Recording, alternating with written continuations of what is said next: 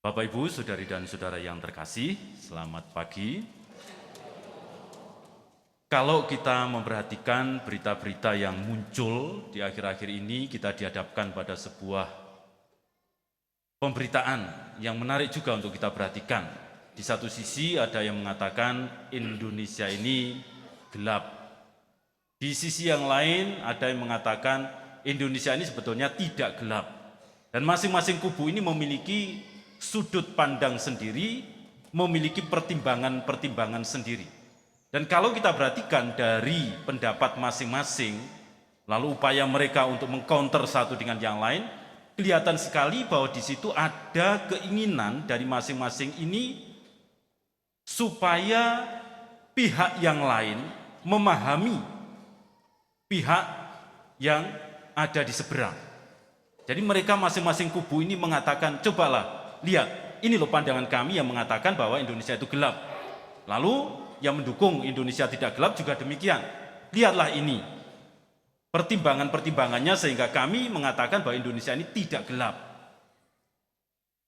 Saudari dan saudara yang terkasih, kalau kita mau menggunakan frame ini, kita melihat bahwa ada kecenderungan bagi kita untuk melihat situasi itu dari sudut pandang sendiri. Itu sudah pasti, karena kita memiliki berbagai macam secara personal dan kemampuan melihat ya secara personal. Jarang bagi kita untuk melihat bagaimana yang lain. Dan penglihatan kita ini seringkali sangat dibatasi oleh kekurangan-kekurangan kita. Oleh karena itu setiap kali kita menghadapi evaluasi, kritikan, kita diajak untuk memperlebar pandangan kita, melihat yang lain seperti apa. Mempergunakan sudut pandang yang lain untuk melihat situasi yang ada. Nah, hari ini di dalam Injil kita juga mendapatkan informasi yang kurang lebih serupa. Orang buta tidak mungkin menuntun orang buta. Kalau orang buta itu menuntun orang buta, ya semuanya pasti bisa mendapatkan celaka karena nggak tahu, nggak melihat. Nah, Yesus dengan mengatakan itu mau memberikan kritik kepada murid-muridnya, cobalah kalian ini meneliti diri kalian masing-masing. Kalian coba perhatikan situasi-situasi kalian. Kalau kalian ingin maju, janganlah kalian menjadi orang buta. Tetapi pakailah penglihatan kalian ini secara lebih baik supaya kalian tahu apa yang terjadi dalam hidup ini dan kira-kira ke depan nanti seperti apa. Dan kalau kita renungkan inilah visi pemuritan Yesus untuk kita semua.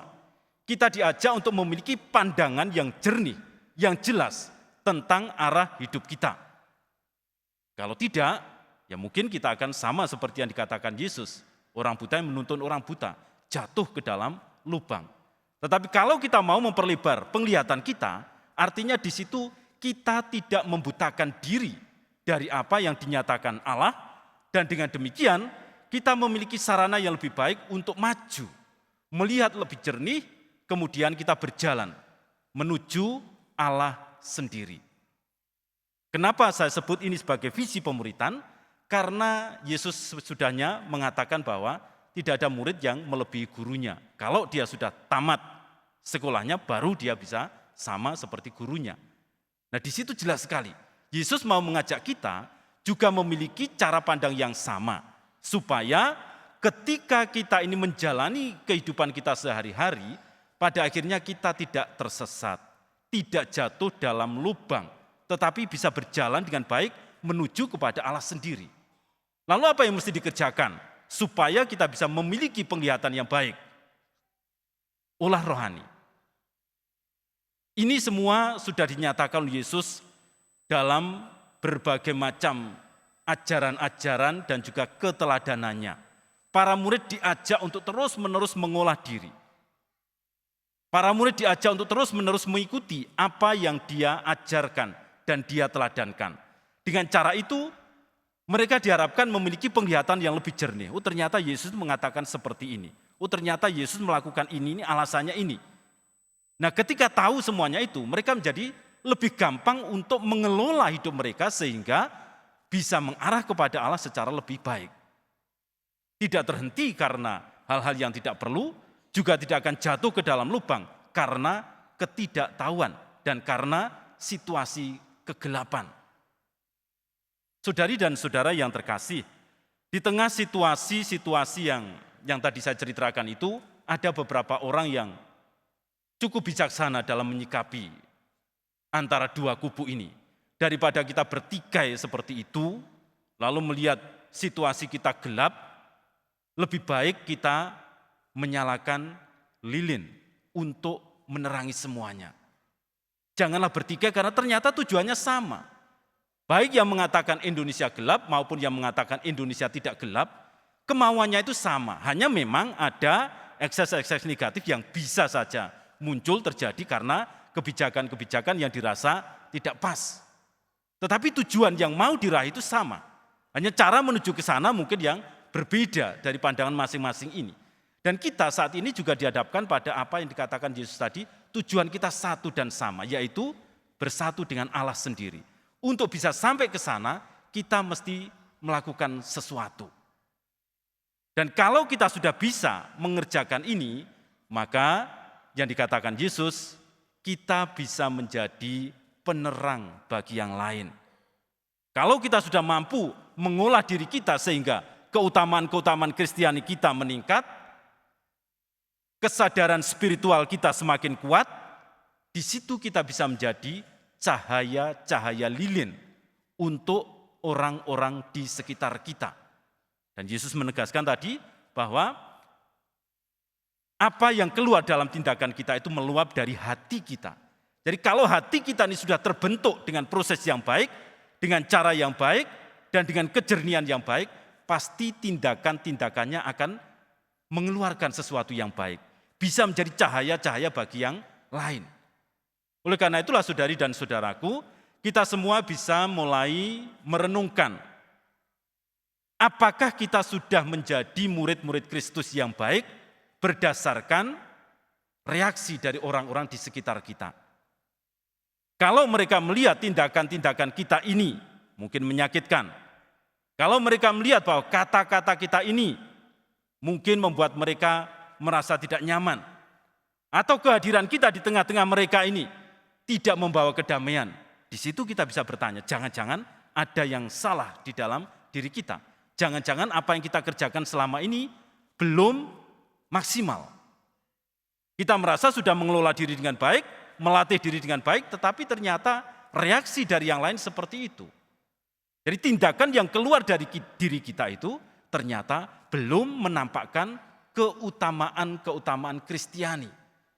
Nah, oleh karena itulah kita diajak oleh Kristus untuk sungguh-sungguh berusaha memperbaiki diri, mempertajam pandangan kita supaya kita tidak menjadi buta.